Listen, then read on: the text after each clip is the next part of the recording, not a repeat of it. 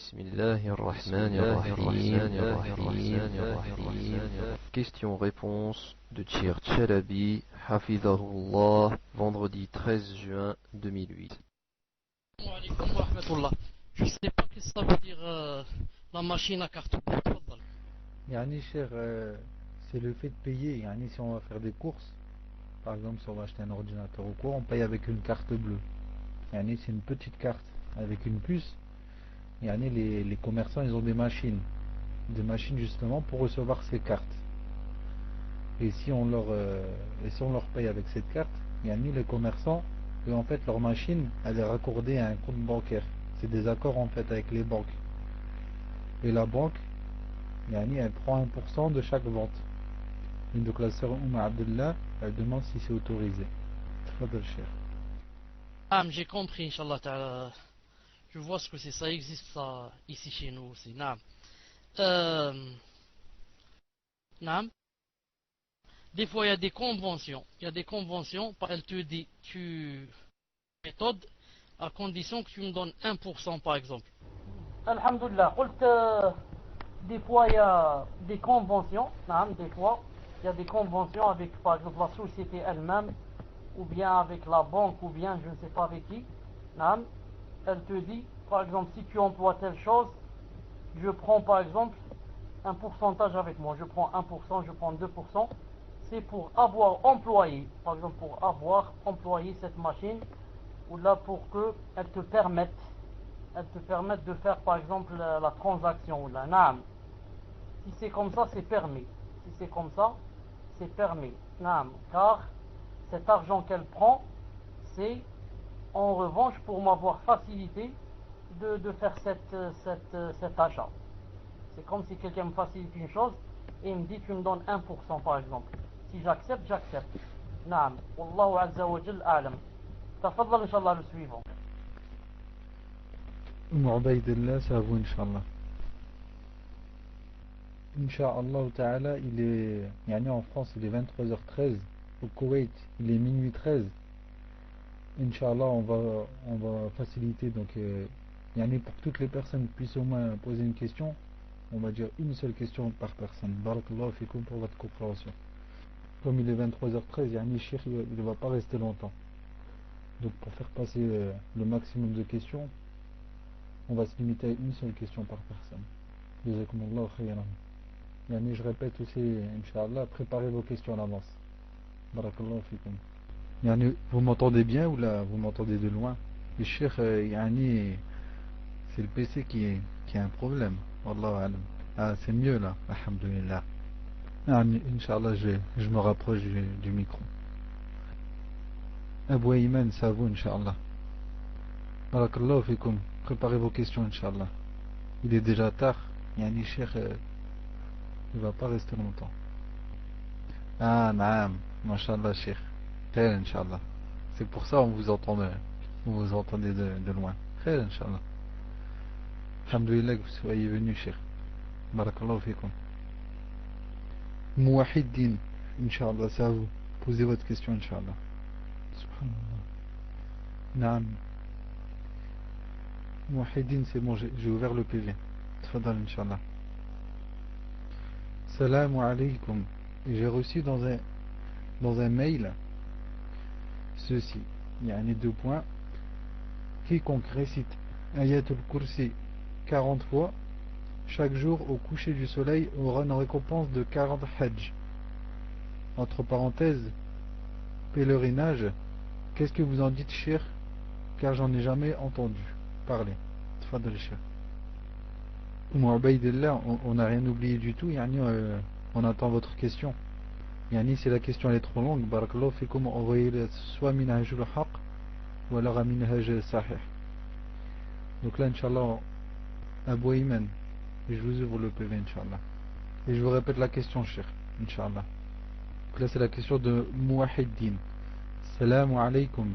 J'ai reçu dans un mail quiconque récite Ayatul Kursi 40 fois chaque jour au coucher du soleil aura une récompense de 40 hajj. Qu'est-ce que vous en dites, cher? Car j'en ai jamais entendu parler. Tfadal, cher. Rahmatullah wa barakatuh. ce qu'il y a sur cet email n'est pas vrai. Non, sur ce qu'il y a sur cet email, comme quoi a été course ici, on l'a lit, etc. Au coucher du soleil, 40 hajj, tout ça, ce n'est pas. Tfaddal. Minhaj al-Haq, est-ce que vous avez la question de Ubaïdillah? Yani, Cheikh, passez le salam à vos invités, Inch'Allah. Yani de notre part, la Oumma de France. Vous n'avez pas la question, donc je pose la question de Abu Ayman alors. Je l'ai en PV. Et je la lis, Inch'Allah. Salam alaykoum, cher frère. Ma sœur veut se marier avec un frère converti à l'islam. Elle le fréquente depuis 3 ans. Ils ont, entre parenthèses, elle et lui, pris conscience de l'interdit de se fréquenter hors mariage, et donc veulent se marier afin de se préserver mutuellement. Après avoir consulté mon père à ce sujet, il était d'accord pour aller en ce sens dans un premier temps. Puis il s'est rétracté et a changé d'avis par la suite, car le fait que le frère en question n'est pas d'origine arabe le dérangeait beaucoup en craignant le regard d'autrui sur lui-même. Or, devant ce refus, il se trouve que ma sœur continue à voir le frère en question, bien que ceci n'est pas permis en islam. J'ai tenté, après maintes fois, de convaincre mon père d'accepter leur projet de mariage afin de préserver ceci. Je suis devant le refus de mon père. Après ceci, peuvent-ils se marier, même sans l'accord de mon père, en sachant que ces derniers s'aiment, et que le frère en question est irréprochable et jouit d'une moralité saine? Quel conseil leur donnez-vous? Barakallahu fikum, puisse Allah vous accorder le paradis. Allahumma amin. Et le frère rajoute également, ses 2 petits frères s'y sont opposés. Ils se sont opposés à ce mariage. Ils se sont opposés yani, au mariage ou au refus de votre père, Abu Ayman? Au mariage. Naam. Tfadal, Cheikh. Yani, Cheikh, et en fait, au début, le père il a accepté, et avec le recul, il a refusé tout simplement parce que ce frère n'a pas d'origine arabe, ou la maghrébine, et donc Zama il craint le regard des gens. Yani, qu'il ait donné sa fille à une personne qui n'est pas de la même origine que. C'est bien ça, Abu Ayman, hein? Votre père, c'est pour ça qu'il a refusé. Naam, il confirme, cher, c'est pour ça. Rahmatullah wa barakatuh. Vous m'entendez? Naam, alhamdulillah. En fait, le père n'a pas le droit de refuser il faut que les excuses soient valables. Il faut que les excuses soient valables. Naam, normalement ici, dans un tribunal musulman, naam, où est le tribunal musulman, qui va enlever la tutelle au père et la donner à qui? Au grand-père, s'il existe. Ou bien, la sœur n'a pas d'enfant ici, parce qu'elle n'est pas mariée, ou bien à son frère à elle, ou bien, naam, au fils de son frère, ou bien, naam, au cousin, yani l'oncle du père, ou bien à son enfant, et comme ça, naam. Mais, puisque maintenant vous n'avez pas, yani, je veux dire que si elle se marie comme ça, son accord, qui va la marier? Non, parce que la tutelle va passer directement à son grand-père, si cette sera un grand-père, c'est-à-dire le père de son père. Non, sinon elle va aller à son fils, elle n'a pas de fils, sinon ça va aller à son frère, sinon le fils de son frère, et comme ça. Donc c'est une question de quoi? C'est une question beaucoup plus familiale que islamique, c'est-à-dire qu'ils doivent parler au père, faire des réunions familiales et comme ça, et essayer de le convaincre que ou bien il la marie, ou bien il donne la tutelle, ou bien il la marie, ou bien il donne la tutelle, comme j'ai dit, à son père à lui, ou bien à son fils, à lui, c'est-à-dire au frère de la sœur, mais on lui montre qu'en islam, il n'a pas le droit de refuser quelqu'un pour comme quoi il n'est pas arabe, ou il n'est pas marocain, ou il n'est pas algérien, ou il n'est pas ceci, il n'est pas cela. Quant aux frères et la sœur, et ça c'est très important, ils n'ont pas le droit de se marier maintenant jusqu'à avoir fait le repentir sincère. s'ils se rencontrent, ils se voient, etc., n'ont pas encore le droit de se marier parce qu'ils sont dans le péché. Et s'ils se marient comme ça, ils vont faire un mariage déjà basé sur quoi? Basé sur le haram.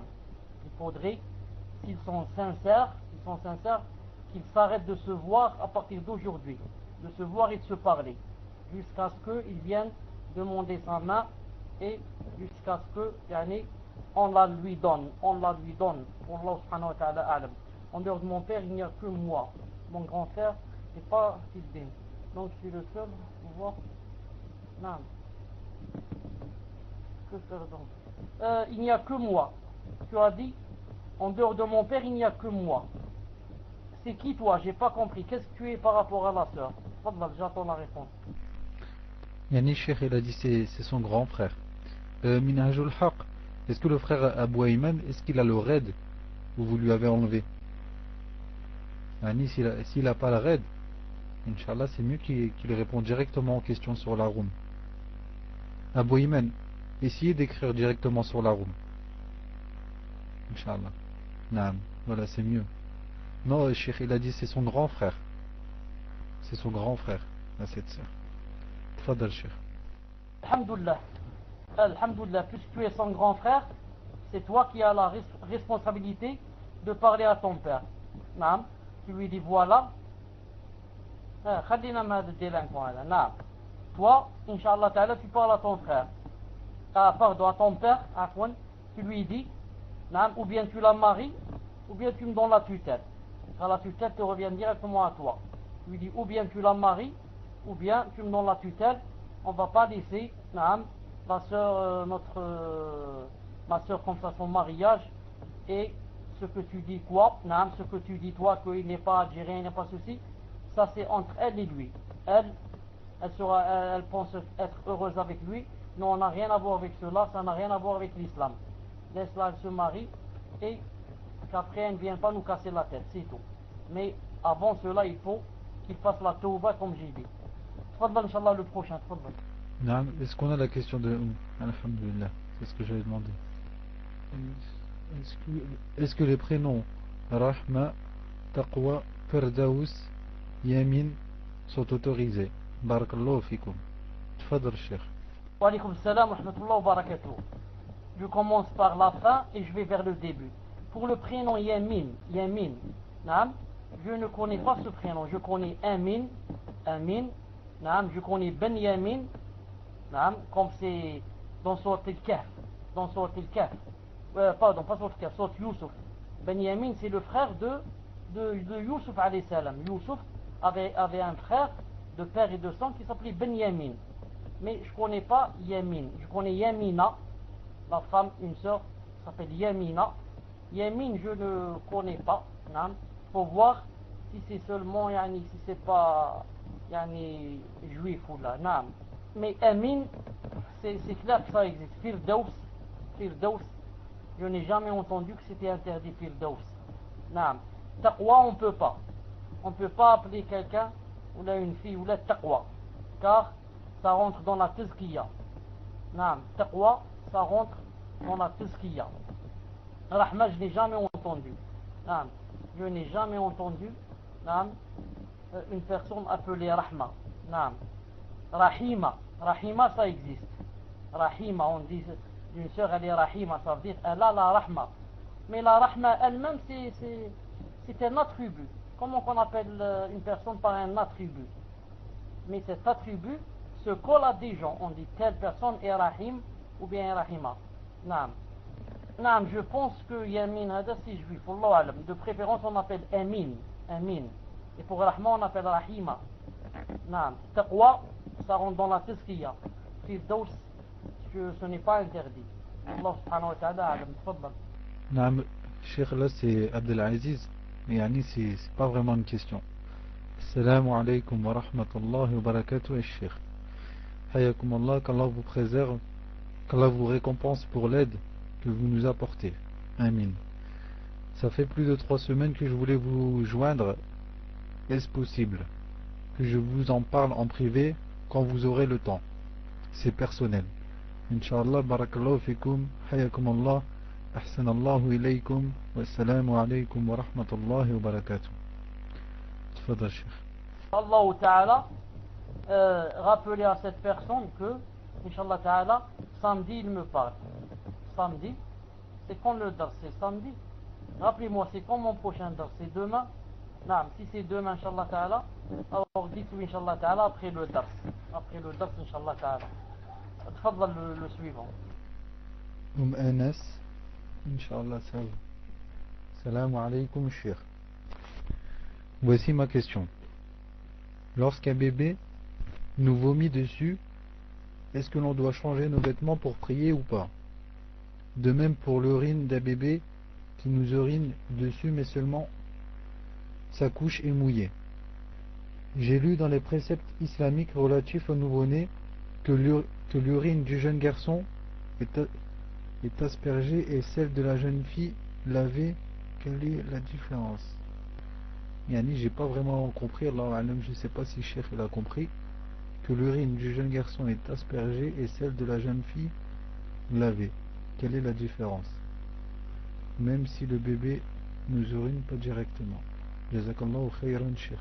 Yani, Cheikh, je sais pas si vous avez compris. Tfadal, Inch'Allah. Pas compris pour le passage où elle dit un bébé qui nous urine dessus, mais seulement sa couche est mouillée. Est-ce qu'elle veut dire par là que yani, ça ne touche pas nos vêtements? Est-ce qu'elle veut dire que seulement sa couche est mouillée et il n'a pas touché, il n'a pas, si je puis dire, mouillé nos vêtements? Est-ce que c'est ça? Cheikh, wallahu alam, puisque c'est écrit de même pour l'urine d'un bébé qui nous urine dessus. Donc s'il nous urine dessus, c'est que directement il nous touche. Et après c'est écrit mais seulement sa couche est mouillée. Là, Anas, essayez Inch'Allah, barakallahu fikum, de nous éclaircir. Parce que yani, c'est pas très clair. Qui nous urine dessus mais seulement sa couche est mouillée. Vous avez voulu dire quoi? Barakallahu fikum. Anas, est-ce que vous êtes là Inch'Allah? Tfadal Cheikh. Yani Anas, dites-moi si c'est ça. Yani, vous voulez dire s'il nous urine directement dessus, ou alors s'il nous mouille à travers yani, sa couche qui est trempée. C'est ça? Yani, c'est ça la différence? Non. Donc d'une part s'il nous urine directement dessus, et d'autre part si c'est l'urine qui traverse sa couche. Tfadal Cheikh. Wa alaykoum salam wa rahmatullah. Muslim, vous m'entendez? Alhamdulillah. Il faut faire la différence entre l'urine du garçon et l'urine de la fille, s'ils n'ont pas commencé à manger. S'ils n'ont pas commencé à manger, c'est-à-dire ils ne boivent que du lait. Et si maintenant ils ont commencé à prendre par exemple de la soupe, ou bien manger des gâteaux, ou bien manger je ne sais pas quoi, des yaourts, etc., dans ce cas, il n'y a plus de différence. Que ce soit le garçon ou la fille qui urine, on doit laver la partie qui a été touchée par l'urine. Mais maintenant, dans le cas où les bébés allaitent seulement, boivent le lait seulement, on fera la différence entre l'urine du garçon et l'urine de la fille. Si c'est un garçon, on asperge, c'est tout, le côté où il y a eu l'urine. Par exemple, j'avais un bébé sur moi, et il a uriné. Si c'est un garçon qui boit seulement le lait, la partie où il a uriné, je vais mettre de l'eau dessus. Sans essorer, seulement je mets de l'eau dessus. Si c'est une fille, pardon, c'est pas qu'il allait. Par exemple, ils sont en train de... c'est ça, il allait.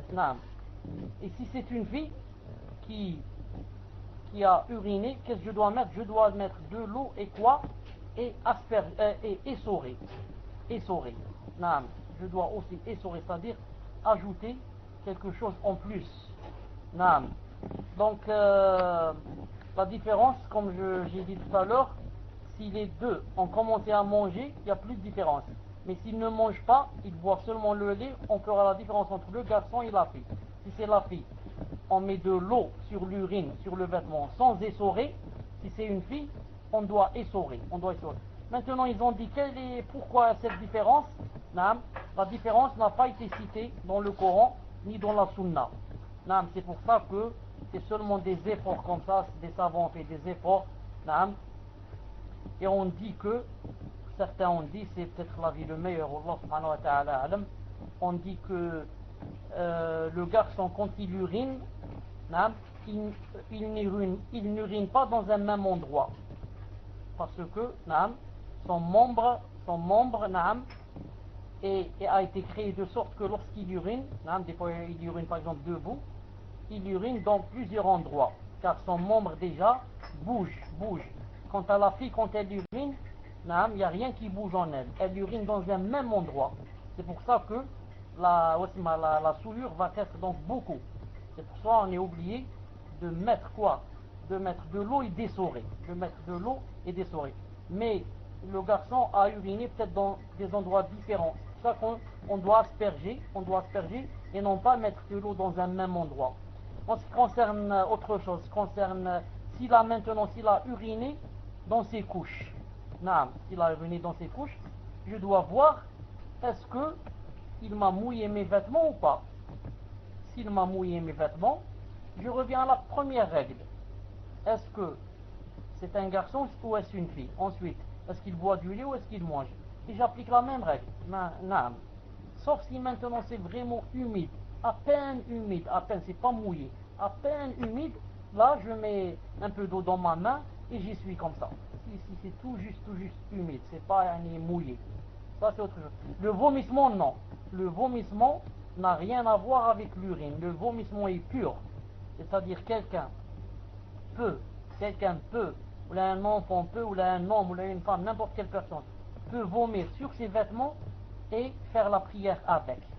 Et seulement, par dégoût et par à cause de la mauvaise odeur, etc., on essuie la partie où on a vomi et on fait la prière, ou bien on la lave. À cause de quoi? À cause de l'odeur, etc. Et la saleté, le dégoût. Sinon, ça n'a rien à voir avec la souillure. C'est-à-dire, on peut faire la salade avec le vomissement. Ça n'a rien à voir, ce n'est pas comme l'urine. Et je dis à Abdelaziz Rajihi, أحبكم الذي أحببتوني له. تفضل إن شاء الله le prochain, إن شاء الله تعالى ça a été clair. والله أعلم. Sinon, je répète. Younes, à vous, Inch'Allah. Salam alaykum, Cheikh. Récemment, une personne a donné à mon mari un carton de steak haché. Sur le carton, il est écrit halal. On lui a dit que ça venait de la mosquée de Paris. Seulement, des personnes disent que ce n'est pas AVS. Peut-on le consommer? Sinon, quoi faire? Barakallahu fikum. Qu'Allah vous préserve. Amin. Salam alaykum. Yani, Cheikh, AVS, ça voudrait dire que le contrôle, c'est pas vraiment un contrôle qui stipulerait que ce soit vraiment halal. Tfadal, Cheikh. Si cette personne sait que ce carton est vraiment venu de la mosquée de Paris, elle peut manger. Parce qu'ils ne sont pas fous. À la mosquée de Paris, il va te mettre de la viande qui n'est pas halal. Donc il faut être sûr que quoi? Que seulement c'est vrai que ce carton vient, sa provenance, c'est la mosquée de Paris. Si c'est sûr, ce n'est pas une farce ou là un jeu ou là je ne sais pas quoi. Si c'est sûr que ça vient de la mosquée de Paris, qu'elle mange bi'idhn azza wa jal, c'est halal. Naam. Tfaddal inshallah le prochain. Miliès, c'est à vous, Inch'Allah. Assalamu alaikum. Peut-on faire les ablutions pour la prochaine salat en ayant déjà le wudu, afin de faire la sunna de faire le wudu avant chaque salat? Jazakallahu khayran, qu'Allah vous comble de ses bienfaits et vous donne une place élevée au paradis ainsi qu'à votre famille. Amin. Tfadal, Cheikh. Salam wa rahmatullah wa barakatuh. Avant de répondre au Miliès, je dis à la personne qui a parlé des fêtes, à Younes Saad, puisqu'on t'a dit que il faut ne pas avoir de waswas, entendez. Vous avez entendu ce que j'ai dit à Younes, ce que je viens de dire maintenant à propos de la viande, ou vous n'avez pas entendu?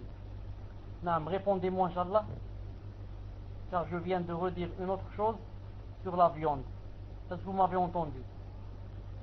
Non. Taïb. Alors je redis à Younes que si c'est un musulman qui vous a dit que cette viande vient de la mosquée, ce n'est pas la fin. Si c'est un musulman qui vous a dit ça, tant que vous n'avez pas une preuve que c'est un menteur ou que c'est une farce ou là, non, pour ne pas rentrer dans les waswas, incha'Allah ta'ala. Autre chose, en ce qui concerne les wudu, c'est de la sunna, c'est de la sunna, comme dans le hadith d'Abdullah ibn Omar, qui se trouve dans le Mawsu'a al-Fiqhiyya de Awaïcha, hafidahullah. C'est de la sunna de faire le wudu pour chaque salat. C'est-à-dire, même si tu as les wudu et il y a une nouvelle salat qui va venir, c'est bien de refaire le wudu. C'est bien. Il y a un hadith authentique en ce sens. C'est-à-dire que c'est pas je dois perdre mes ablutions pour les refaire. Non. Même en les ayant, s'il y a une nouvelle salat, c'est bien de refaire les ablutions. Vous avez des récompenses pour cela. Le premier tome, il est authentique. Tfadlal. Hassan. Assalamu alaikum wa rahmatullah, Cheikh. Voici la situation d'une sœur. Son mari est parti à l'étranger provisoirement. Elle n'est pas bien moralement et a besoin de voir sa famille. La sœur souhaite voyager avec ses enfants afin d'aller visiter sa famille pour plusieurs jours.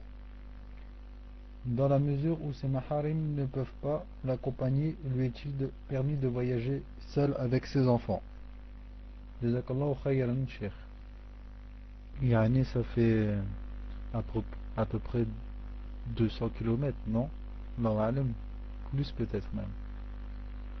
Yani, si Minhajul Haq ou Minhaj Sahih, yani, si vous connaissez un petit peu le sud-est de Marseille à Grenoble, Allahu alam, il y a à peu près 200 km, non? Non, on me dit 350. Non, à peu près 60. C'est là pour Aloma, il n'y a pas 60 km. Non, 60 km, c'est très peu. Entre Marseille et Grenoble, il y a beaucoup plus que ça. Et un Cheikh, on me dit, une personne qui est de Grenoble me dit qu'il y a 350 km. Tfadal, Cheikh. Salam wa rahmatullah wa barakatuh. Est-ce que vous m'entendez?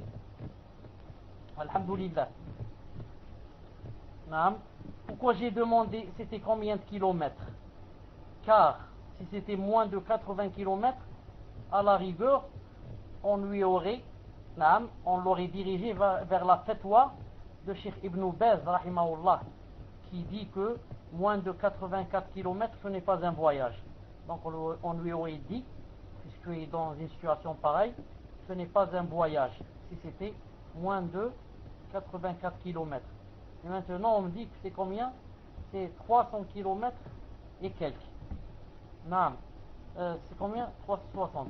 Vous savez que en général, je dis en général, la règle générale, c'est que la femme, une femme ne peut pas faire ce voyage seule, avec ses enfants jeunes qui ne sont pas pubères. Les enfants jeunes qui ne sont pas pubères. Si elle avait un garçon de 14-15 ans, alhamdoulilah, à 14-15 ans, le garçon est pubère. C'est pour ça que elle doit d'abord commencer par quoi? Par essayer de faire venir quelqu'un. Elle leur dit: je suis seule, j'ai des problèmes, j'ai la foi faible, j'ai les nerfs, j'ai ceci. Pourquoi son père, pourquoi son frère, pourquoi son oncle, le frère de sa mère, pourquoi cela ne vient-il pas l'apprendre? C'est pour ça qu'elle doit commencer d'abord par cela. Si cela ça marche pas, elle voit si elle est dans la darura. Elle voit si elle est dans la darura. La darura, c'est quelqu'un qui est très malade, quelqu'un qui va devenir fou, quelqu'un qui a la maison qui a brûlé, quelqu'un. Tout cela, ça rentre dans la darura. Sinon, il ne peut pas voyager un voyage pareil. Allah subhanahu wa ta'ala a'lam. Tfaddal. Abou et Ninin. C'est à vous, Inch'Allah. Salam alaikum wa rahmatullahi wa barakatuh, Cheikh. Hayakumullah. Doit-on faire sujoud sahou lorsqu'on fait une erreur dans les prières surérogatoires, ou cela n'est valable que pour les prières obligatoire. Jazakumullahu khayran Cheikh et qu'Allah Ta'ala vous préserve. Amin. السلام وعليكم السلام ورحمة الله وبركاته. طيب في صوت. نعم.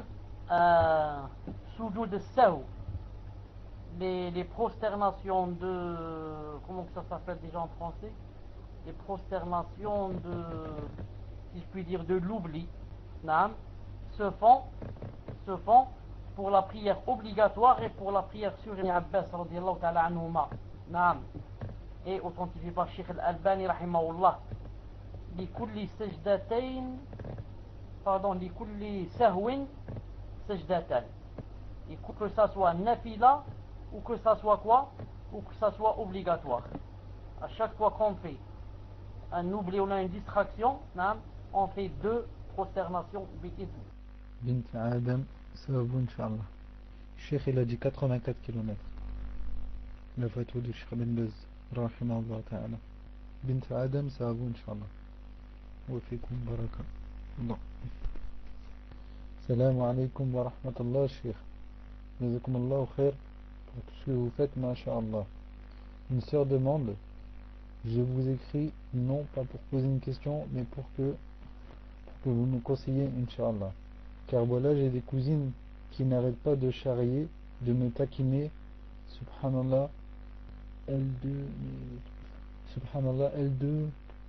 je sais pas, j'ai pas très bien compris, de mes vêtements, entre guillemets, grande robe noire. Celles-ci mettent le voile. Elle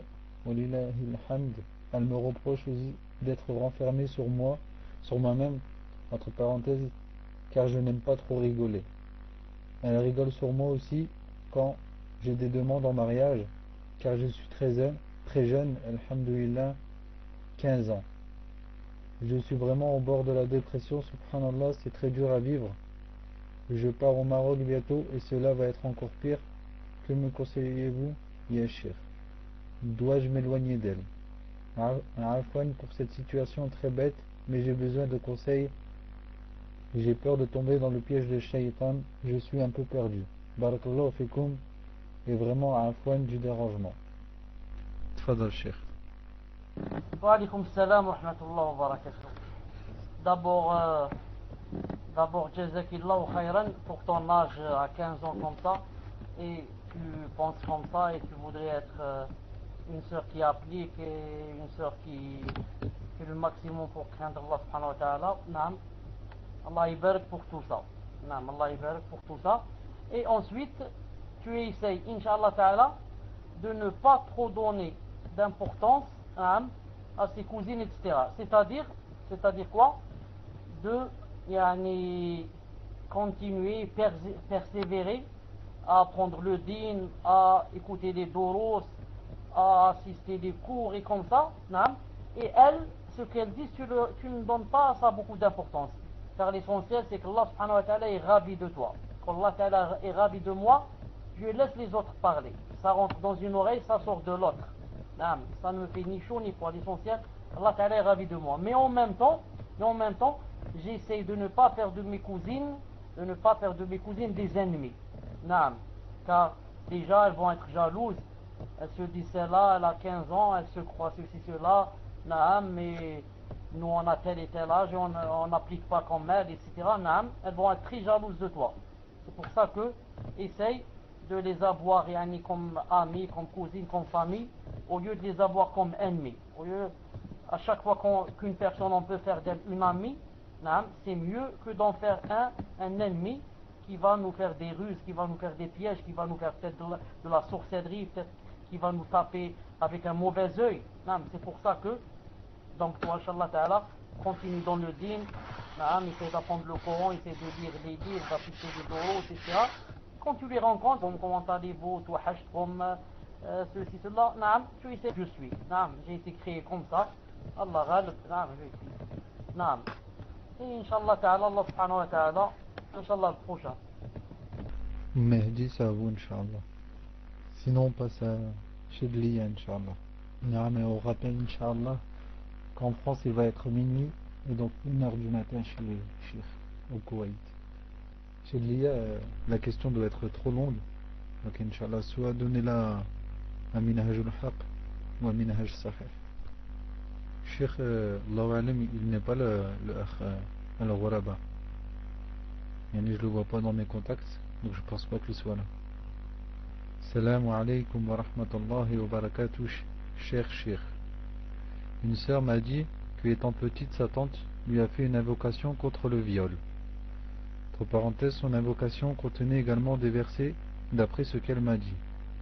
Maintenant, alhamdoulilah, elle a grandi, mais n'a pas pu consommer le mariage. Alors elle a appelé sa mère pour lui demander conseil, et c'est là que sa mère lui a dit, pour l'invocation que sa tante lui avait faite, alors elle lui a dit qu'il fallait qu'elle récite une invocation et les 3 protectrices et Surat al-Fatiha. Mais je suis pas sûr pour celle-là. Allahu Alam, Cheikh, il n'est pas là non plus. Allahu Alam, il n'est pas là non plus. Et après, alhamdoulilah, elle a pu consommer. Maintenant, la sœur va accoucher d'une petite fille et veut lui faire ce que sa tante lui a fait, car elle trouve cela bien. J'ai cherché, je n'ai rien trouvé sur ce genre de dua. Que pouvez-vous nous dire sur cette invocation, et que conseillez-vous à cette sœur? J'enregistre la réponse pour elle si cela vous dérange pas. Tfadal, Cheikh. Salam wa rahmatullah wa barakatuh. Vous m'entendez bien? Naam.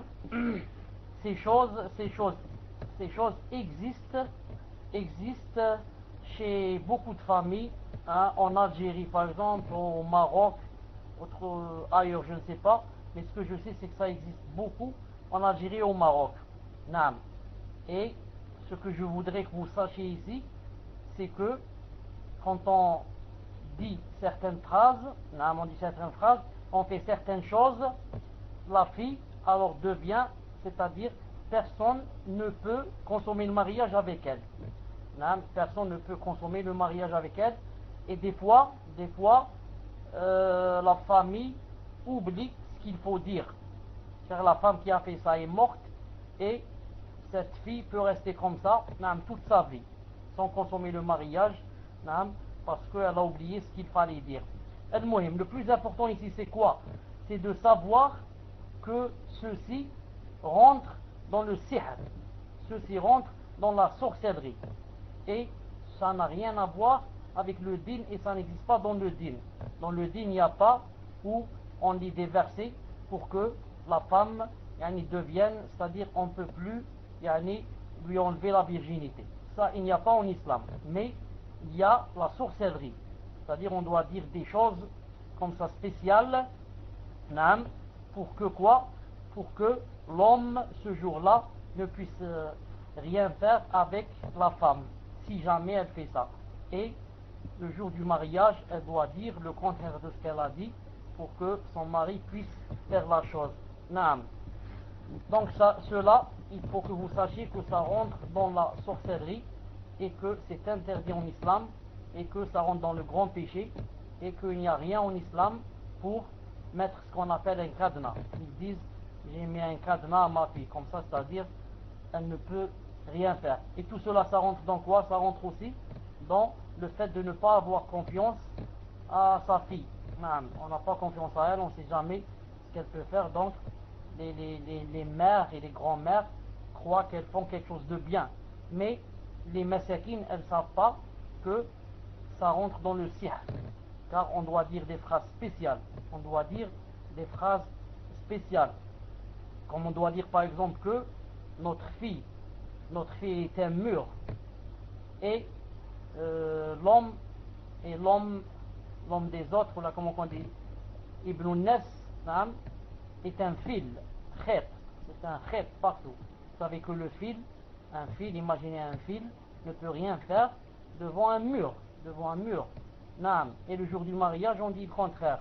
On dit que notre fille est un fil et l'autre est un mur. Et tout ça, ça rentre dans la sorcellerie. Et s'ils ne disent pas cette phrase, ils ne pourront jamais enlever la sorcellerie. Qu'Allah subhanahu wa ta'ala nous en préserve. Non, les versets, c'est juste, si je puis dire, une ruse. Non, c'est juste une ruse. Mais Si on dit seulement les versets, on ne peut pas mettre ce qu'on appelle le cadenas à la fille. Non, ce ne sont pas les versets. Ce sont autre chose qui marche avec les versets. Les versets, les versets, c'est juste en plus pour faire croire que ça a un caractère religieux. Mais en fait, ça n'a rien à voir avec les versets. Tfadal, le prochain, Inch'Allah. Khattab, tfadal, c'est à vous. Bidnillah, je me permets de rappeler quelques règles, Inch'Allah. Yani, si des personnes perdent leur place, yani, on la récupère pas, barakallahu fikum. Yani, c'est quelques règles qui ont été mises en place. Et yani, c'est les mêmes règles pour tout le monde.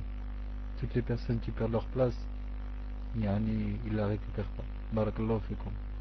Khattab, est-ce que vous êtes là, Inch'Allah? Naam, on attend votre question. Yani, si elle est trop longue, envoyez-la en PV, Inch'Allah, car on n'a pas reçu cette question. Inch'Allah, on passe à Mohamed. Naam, rédigez les questions à l'avance, barakallahu fikum, pour éviter de perdre du temps. Mohamed, c'est à vous, Inch'Allah. Non, Mohamed, on n'a reçu que un. Et est-ce que vous recevez mes messages? C'est tout ce qu'on a reçu. Inch'Allah, je vous ouvre le PV.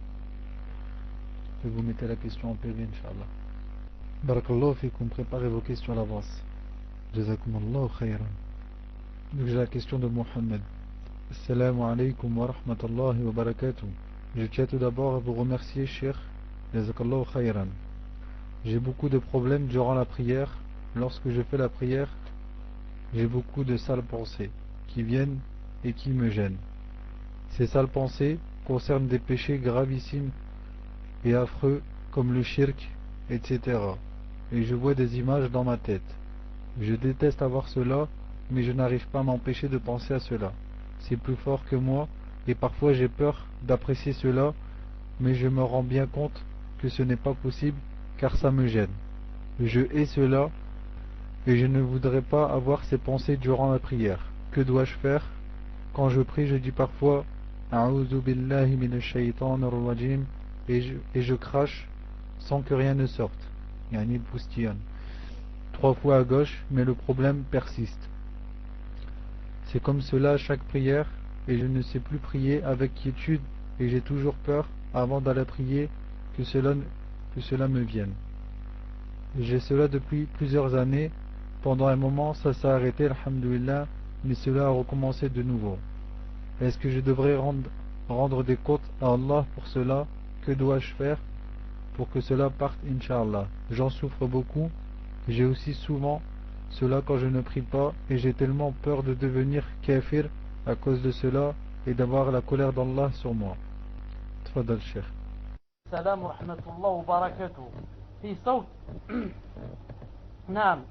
Avant de répondre à mon frère, je rappelle à Shedlia qui a posé la question sur ce que j'ai dit moi que c'était la sorcellerie. Naam. Elle demandera à la sœur, naam, et elle verra, Inch'Allah Ta'ala, qu'il n'y a pas seulement les protectrices. Il n'y a pas seulement Qul Wallahu, Qul A'udhu bi Rabbil Falaq, Qul A'udhu bi Rabbin Nas. Mais il y a des choses aussi, naam, qu'elle doit dire des choses bizarres, et ce sont ces phrases-là qui sont bizarres, qui ont rapport avec le sihr.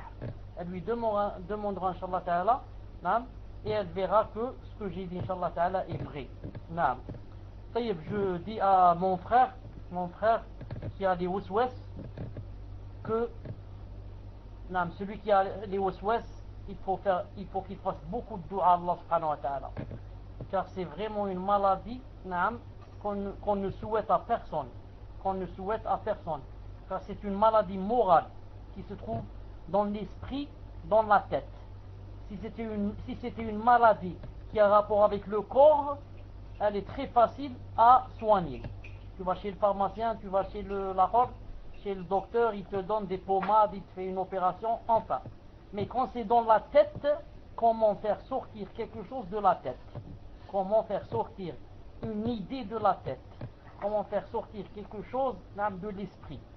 C'est pour ça que il doit faire beaucoup de dua. Premièrement, beaucoup de dua, de demander à Allah Azza wa Jalla de le délivrer. Premièrement. Deuxièmement, il ne faut pas qu'il reste beaucoup seul, car deuxièmement, il faudrait que mon frère sache, il faudrait qu'il sache que quand il essaye de pousser et de lire Ayat al-Kursi, de lire les protectrices, et que ça reste toujours, il n'a aucun péché devant Allah subhanahu wa ta'ala. Pourquoi? Il a essayé de faire ce qu'il peut et la chose n'a pas voulu partir. Il a essayé, il n'a pas voulu partir. Même dans la salat, quand il essaye de cracher dans son épaule gauche, de dire de faire le maximum de concentration, et il ne peut pas, Allah Azza wa Jal accepte de lui. Allah subhanahu wa ta'ala, c'est le tout miséricordieux. Il ne va pas te punir pour une chose qui te dépasse, une chose qui me dépasse et qui vient de force et qui rentre dans ma tête, une chose que je n'accepte pas, que je voudrais expulser et que je ne peux pas. C'est impossible qu'Allah subhanahu wa ta'ala te punisse. Il te punit quand c'est toi qui veux penser à une chose qui est haram. Tu veux penser à une chose qui est haram et ça te plaît de penser et tu trouves des plaisirs et des tentations. Là il va te punir, c'est toi qui veux. Mais quand tu veux pas, tu chasses la chose, c'est elle qui revient, tu la chasses, elle revient, toi tu es excusé, tu fais seulement le djihad, c'est-à-dire tu pousses tant que tu peux, bi'idhnillahi subhanahu wa ta'ala. نسأل الله العلي العظيم أن يبعد عنك كيد الشيطان وأن يبعد عنك هذه الوساوس وأن يهدي قلبك وأن ينزل السكينة على قلبك وأن يطمئن قلبك وأن يعني يريحك من هذا الهم والغم. آمين آمين. تفضل إن شاء الله prochain. نعم, c'est la question de Khattab. Assalamu alaikum wa rahmatullahi wa barakatuh. Est-il permis d'emprunter à la banque de l'argent pour faire un commerce afin de gagner de la liberté dans ma religion et partir faire des études en Égypte pour monter mon niveau en arabe et dans le Coran? Barakallahu fik wa hayakallah sheikh. Yani c'est un emprunt avec des intérêts. Hein. Khatab, c'est ça. Hein. Il faut préciser parce qu'il y a des banques islamiques, justement il y a un système sans intérêt. Donc là c'est bien un prêt avec intérêt. Il faut préciser, Inch'Allah, pour le shir. Khatab, est-ce que vous êtes là, Inch'Allah?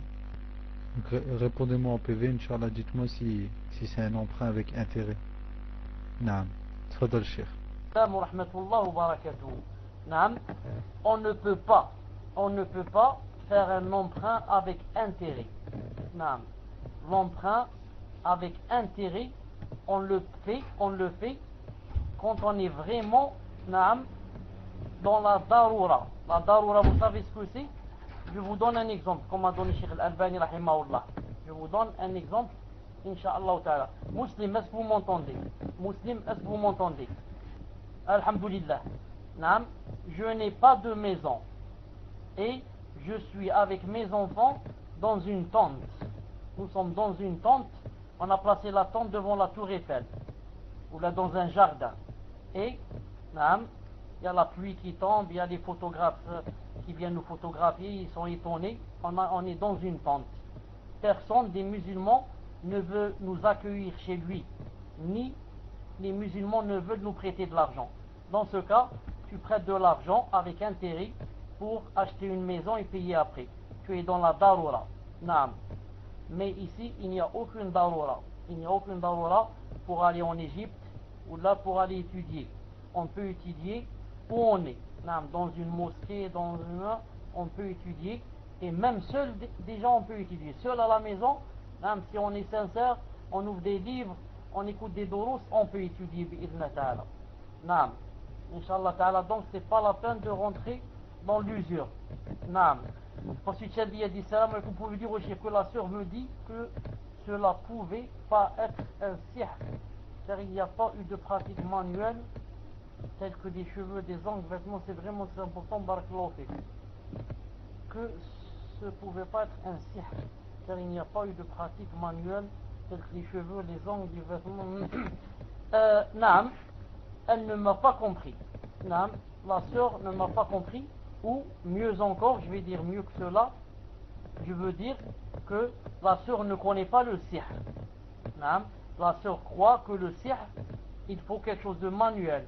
Il faut des cheveux, il faut des ongles, il faut des vêtements, il faut ceci, il faut cela. Et la sœur ne sait pas que le sihr, c'est aussi des phrases qu'on dit. Naam. On dit comme ça des phrases, on lit le Coran à l'envers, on lit tel verset, on dit quelque chose à l'intérieur, ensuite on ajoute un verset, et comme ça, et ça rentre dans le sihr. Naam. Le sihr, ce n'est pas obligé qu'il y ait quelque chose de manuel. Ni les ongles, ni les cheveux, ni l'urine, ni rien. Des fois seulement, ce sont des phrases. Ce qu'on appelle en arabe at-talasim. At-talasim. Ce sont des phrases qu'on dit. Alors qu'est-ce qui se passe? Alors les djinns, j'ai prononcé des phrases qui leur font plaisir. J'ai dit comme ça, des choses bizarres. Bizarres pour nous, ceux qui nous entendent, mais des choses très claires pour les djinns. Je leur ai dit par exemple, naam, que je me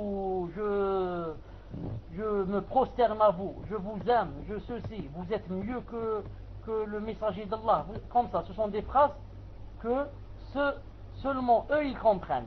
Et alors dès qu'ils entendent des phrases comme ça, ils vont exécuter. Naam. Ils vont donc se mettre par exemple dans les parties intimes de la femme. Et alors aucun homme ne peut approcher cette partie. Pourquoi?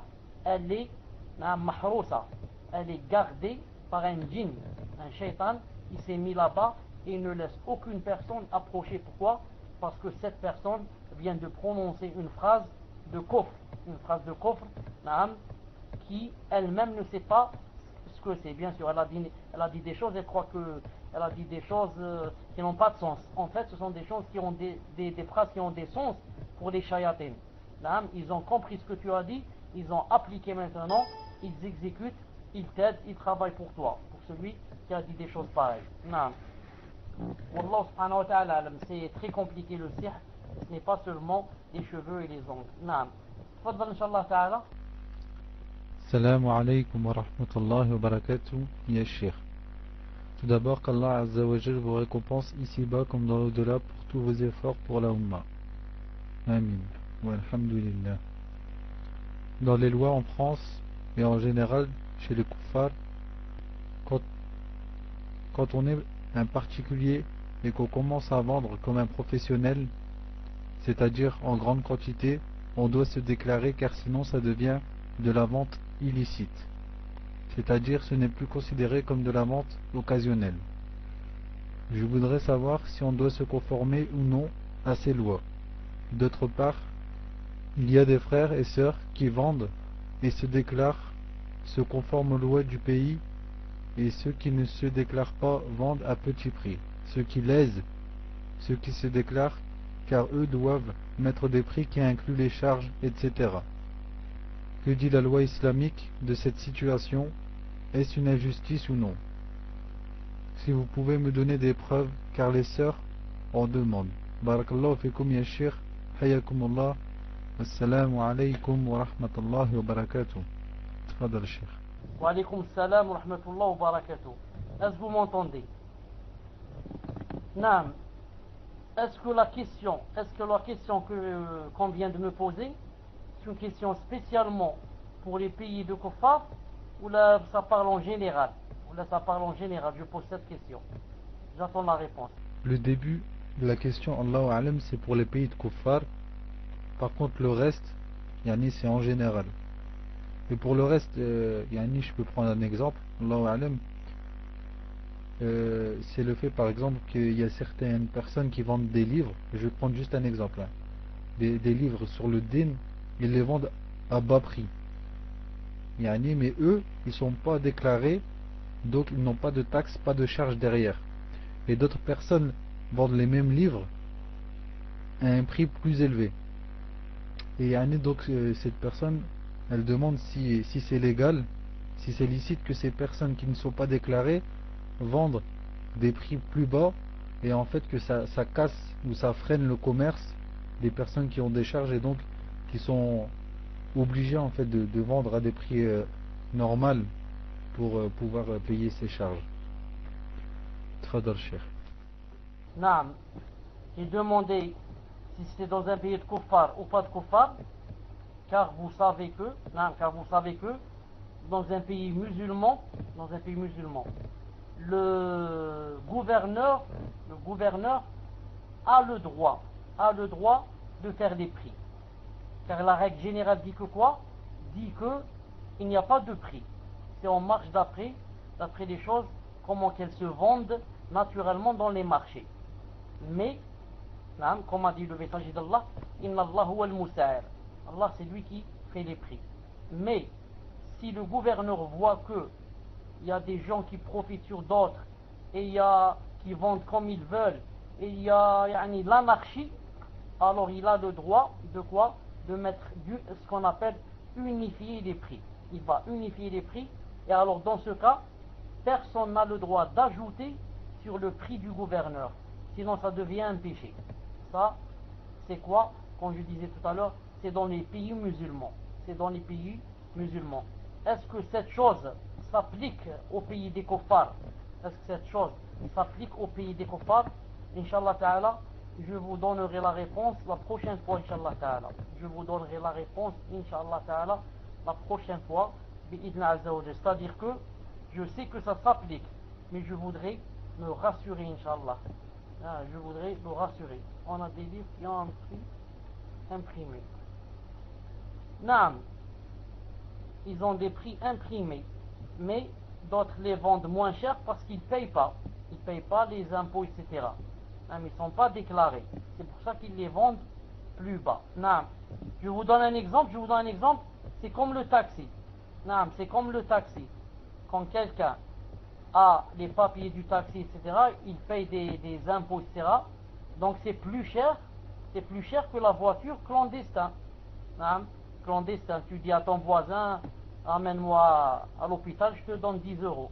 C'est moins cher que le taxi. Pourquoi? Parce que celui-là, il ne paye rien. C'est un clandestin. Naam. Inch'Allah ta'ala, je vous rendrai la réponse. Tfadal. C'est à la Taïfa, si je ne me trompe pas, Inch'Allah. La Taïfa, c'est à vous, Inch'Allah. Sinon, on passe à Abu Salman. Inch'Allah, en France, il va être minuit et demi. Et donc au Koweït, 1h30. Donc, Inch'Allah, passez là, soit Minhajul Haq en PV, ou soit Minhaj Sahih. Et pour éviter de perdre du temps, on passe à Abu Salman. Abu Salman, vous êtes là, Inch'Allah? Sinon, Abu Asya. Naam, posez votre question, Inch'Allah. Abu Asya, vous avez posé votre question? Naam, je vous ouvre le PV, Inch'Allah. Posez-moi la question en PV. Minhajul Haq, Minhaj Sahih, si vous avez la question de la Taïfa, posez-la, Inch'Allah. Pour éviter de perdre du temps. Assalamu alaikum, Cheikh. J'espère que vous allez bien, ainsi que vos proches, ainsi que les frères et sœurs du salon et leurs proches. Une sœur demande pour sa mère qui a perdu son mari il y a quelques jours, qu'a-t-elle le droit de faire et qu'est-ce qu'elle n'a pas le droit de faire, tout en sachant que sa famille lui a dit de se vêtir en blanc durant 40 jours. Est-ce vrai? Puis-je vous demander une chose en PV très rapidement, Inch'Allah. Barakallahu fikum. Tfadal, Cheikh. Alaykoum salam wa rahmatullah wa barakatuh. Où est la sœur qui doit demander quelque chose? Où est-ce qu'elle est? Est-ce qu'elle est? Je la vois pas dans la liste. Où est-ce qu'elle est? Je la vois pas dans la liste. Est-ce qu'elle peut lever la main? Elle est dérivée. Attendez, je la cherche. Ça y est, je crois. Attendez, je suis pas sûr si c'est elle. Ça y est. Voilà, c'est elle. Ça y est, donc je lui réponds. Une seconde. Il ne veut pas écrire. Je lui réponds, Inch'Allah Ta'ala, que le fait de s'habiller en blanc, pendant 40 jours, ça rentre dans l'innovation. Ça rentre dans l'innovation et la bid'a. Ce qu'elle doit faire pendant les 4 mois et 10 jours, qu'est-ce qu'elle doit faire? Elle doit s'éloigner. Elle doit s'éloigner de quoi? Elle doit s'éloigner de la parure et de l'embellissement. Elle doit s'éloigner de la parure dans les habits, la parure dans les comment on appelle ça, les chaînes d'or, les bagues, tout cela, et la parure dans les vêtements, et la parure en ce qui concerne le maquillage. mais elle s'habille normalement, même si ses habits sont neufs. Ça ne veut pas dire qu'elle va s'habiller avec les habits déchirés. Elle s'habille normalement, même si ses habits sont neufs. Elle vient de les acheter, ça ne fait rien. L'essentiel, c'est que ça ne soit pas des habits de soirée, des habits spécialement de mariage, des habits, non, mais des habits normaux. Non. Parce qu'elle vient de perdre son mari. Est-ce que c'est pas son mari qui est mort? Non. Est-ce que ce n'est pas son mari qui est mort? Et quand une femme perd son mari, combien qu'elle doit rester dans la idda? C'est pas 4 mois et 10 jours. Elle doit rester dans la idda. Non, jusqu'à ce que se termine. Elle ne met pas le henné, elle ne met pas les chaînes d'or, etc. Non, et elle s'habille normalement jusqu'à ce que, et elle n'a pas le droit d'être demandée en mariage aussi. Non, et elle ne doit pas passer la nuit chez des gens. Non, si elle sort seulement la journée. Elle ne sort pas la nuit. Si elle sort la nuit, c'est pour des nécessités. Pour aller à l'hôpital, pour aller... Non. Sinon, elle doit sortir seulement la journée. Et elle doit faire le maximum pour passer la nuit chez elle. Sauf s'il y a un feu dans la maison, s'il y a une nécessité. Non. Donc, Inch'Allah Ta'ala, c'est comme ça en général. Non. Est-ce que Inch'Allah Ta'ala c'est clair? Est-ce que c'est clair Inch'Allah Ta'ala? Non, j'ai la question de Abu Asya. Salam alaykoum. Une sœur souhaiterait avoir un conseil de votre part, car elle se plaint que son mari n'est pas souvent avec elle et ses enfants, car il travaille tôt le matin et entre vers 18 heures, et qu'il dort directement après le travail et qu'il est souvent au téléphone ou avec les frères. Cette sœur veut savoir comment elle doit faire, car cela ne lui plaît pas et se sent utile que pour s'occuper des enfants, du ménage et faire à manger. Que conseillez-vous à ce frère et cette sœur? Barakallahu fikum. Tfadal Cheikh. Wa alaykoum salam wa rahmatullah wa barakatuh. Naam, ce frère devrait se mettre dans la tête que sa femme, naam, n'a pas été créée seulement pour cela et qu'il ne s'est pas marié avec elle seulement pour, naam, pour avoir ce qu'il veut lui et pour les enfants et le ménage.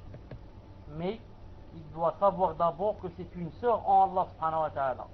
Naam, et que par conséquent, il n'aura pas la foi parfaite jusqu'à ce qu'il aime pour cette sœur en Allah ce qu'il aime pour lui. Naam, et qu'il est là pour la seconder, pour l'assister, pour lui enlever naam, des problèmes, quand elle a des problèmes, hein, pour lui faire oublier ses problèmes, pour yani, être son pilier, naam, et non pas la laisser comme ça, l'oublier, et seulement quand il a besoin d'elle, il se rappelle d'elle. Mais au contraire, elle doit être sa moitié. Elle doit être sa moitié, comme a dit le messager d'Allah, en ce qui concerne le mariage. Hein, donc, qui craignent Allah dans la deuxième moitié. Naam, sa femme.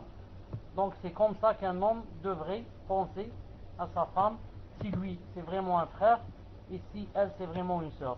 C'est pour ça que elle devrait lui faire la nasiha et lui dire que naam, je m'ennuie beaucoup et que yani, je souffre de solitude et que j'ai besoin de toi et que c'est de mon droit naam, que tu me donnes autant de temps que tu donnes aux frères. Mieux encore, il est de mon droit que tu me donnes plus de temps que tu donnes aux frères quand tu es avec eux à la mosquée. Car que tu es marié avec moi et pas avec les frères. Les frères, ils ont le droit quand tu es à la mosquée.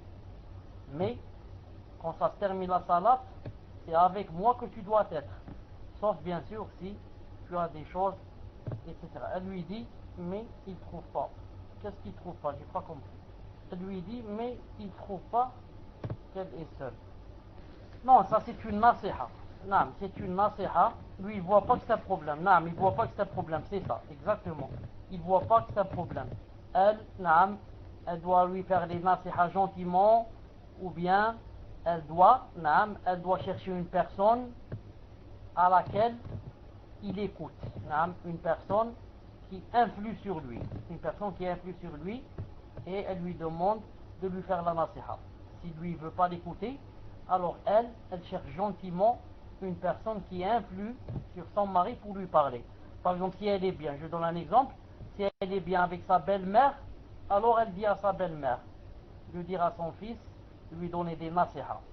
Car en général, le fils entend beaucoup à sa mère. Elle lui dit voilà, la pauvre Annie, tu lui fais du tort, etc., etc., c'est pas comme ça. Ou bien, si elle est bien par exemple avec son beau-père, alors elle parle au père de son mari. Elle lui dit si vous pouvez lui dire que ceci, cela. Non, elle cherche la personne qui a beaucoup d'impact, sur son mari. Et elle lui dit ça dans les cas bien sûr où Allah Ta'ala avec hikmah, avec sagesse, peut-être qu'Allah subhanahu wa ta'ala va lui exaucer ses doigts, et elle n'arrête pas de lui parler de ça jusqu'à ce qu'il comprenne que c'est quelque chose d'important pour elle, jusqu'à ce qu'il comprenne que c'est Inch'Allah Ta'ala quelque chose d'important pour elle. Une seconde Inch'Allah Ta'ala, une seconde. Muslim, alhamdulillah. Pose-moi la dernière question, Inch'Allah. Pose-moi la dernière question. Il est 2 heures chez moi du matin et je suis chez des gens. Je suis comme invité chez des gens. Tfaddal, pose-moi la dernière question. Naam, Cheikh. Barakallahu fikum. Wa hayyakum Allah. La dernière question, Inch'Allah. Salam alayka.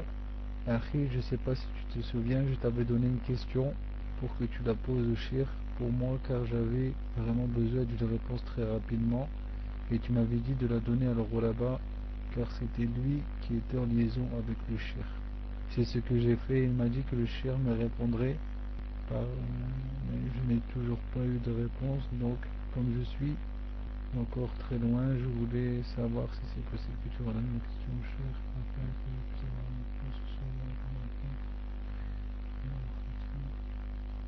Afwan akhi, cette question.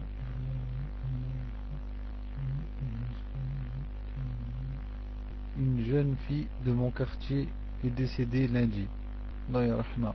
Cette fille n'a jamais prié et a fait beaucoup de bêtises dans sa vie. Cette fille est décédée en laissant des dettes, argent pas très licite, drogue, etc. Doit-on rembourser ces dettes ou pas? Une petite parenthèse, les parents de la jeune fille ne savent pas qu'elle a laissé ses dettes car ils ne sont pas au courant de ce qu'elle faisait. Tfadal Cheikh. Salam wa rahmatullah wa barakatuh. Je dis à Hafsa 5, ou là je vous dis à vous, pour vous dire si j'ai bien compris. Est-ce que quand elle a dit drogue, etc., est-ce que c'est ça, yani les dettes? Elle a laissé des dettes, par exemple, de drogue, c'est-à-dire qu'elle a acheté de la drogue, etc., et on ne les a pas payés. Est-ce que c'est ça, Inch'Allah Ta'ala? Naam, c'est ça, hein? Wa alaykum salam wa rahmatullah. Est-ce qu'elle a laissé des dettes de drogue, c'est-à-dire qu'elle a acheté de la drogue, etc., et elle n'a pas payé? Est-ce qu'on paye ses dettes? Trafic de drogue. Elle va voir ce que c'est maintenant le trafic de drogue. Non.